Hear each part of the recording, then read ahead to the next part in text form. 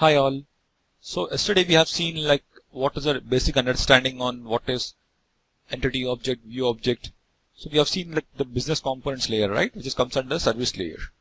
So we'll just try to see what are the different contents inside this view object. It is not that we just understand that what is view object and leave it off, but we have to understand internally like what are the things we can build upon this view object, because the whole ADF UI is built upon view objects, right?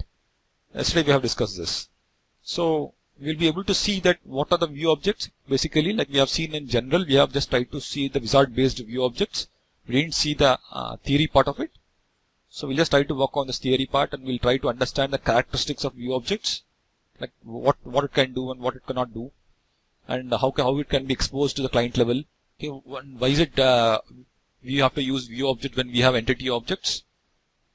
Okay. And how do you create the entity view objects? What are the different types of view objects? Like we have updatable VOs and read-only VOs. And what are different ways of creating this view objects? So if you see this different ways, so like based upon the entity objects, you can define our view objects. Or if you have a query, let's say you have a SQL query where you have to retrieve some data, so we can build a query and we can build a view object upon the query. Okay. So in the same way, we can have a static VOs, which means that we don't have any DB access and we wanted to create some static VOs, static view objects. We can create that also. So how do you create it? Basically what we do is like, let's say the scenario, like I'll give an example on this. Let's try to understand this. We have a search form, okay, where we have an employee ID. You are comparing this employee ID with some bind variable, which means that you enter some value in the text box. So you click on the search button, it will show the results of the employee ID. So let's say you give it as employee ID equal to some value. Okay, then you say click on the search button, it will display the data for you. Or else you might give that employee ID greater than or equal to this value, you get results. So here the condition operator is changing out, right? You can have an LOV, list of values, where you can have drop down, and what we'll do is basically we'll have equal to, greater than or equal to, less than or equal to, less than, greater than, or starts with. So you can have many other operations here. So based upon this static list, these are all list of static data, right? Because you don't have all this kind of operations defined in the DB level. So for this kind of data, basically define in static VO. We'll link up the static VO with our existing application, existing VO. Then you can create this LOVs. We'll just see that also later on. And how do you create our bind variables? This is a very important topic because most of the real-time scenarios have work upon this bind variables. So they're nothing but a dynamic runtime the execution of the query. So view object is nothing but a query, right? So in the query, if you pass some variable, how does it respond? And how do we need to pass the values? So we'll just see that different kinds of approaches for it.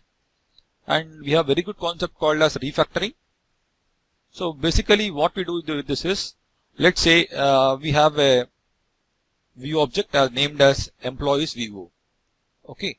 So again your client says that no, I want to rename it to EMP VO. So what you have to do? Because you have built your own whole application based upon this employees VO name. So we might have some dependencies based upon this employees VO. So how do you define and modify that? Let's say you have modified this employees VO to EMP VO, but this employees VO has been used in different places. Let's say you have used it in the UI level, or you have used it in the creation of bind variables.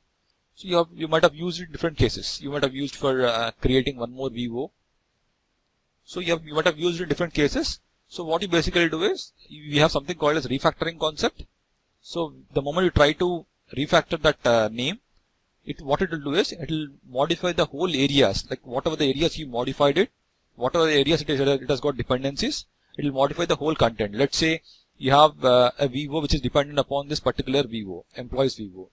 So you have modified to, you have refactored it to EMP VO. So what happens is the dependent VO will also have the name as EMP VO instead of employees VO. It will automatically change the required areas. So these are the areas we'll be discussing today, mostly upon the business components, and we'll work on even the entity objects. We'll just try to understand what are the entity object and why do we define it, what is the architectural concept of it, and entity objects. Like the moment you try to insert data, what happens in the DB level, what happens in the entity level, what happens in the view object level, we have to understand it, right? Which executes first, which executes next. If you're trying to retrieve the data, which is going to hit the first, like is it DB or entity object? We'll just see that all different kinds of concepts in this session today. Okay, so this is all what about the high-level introduction of our class today. We'll just start it now.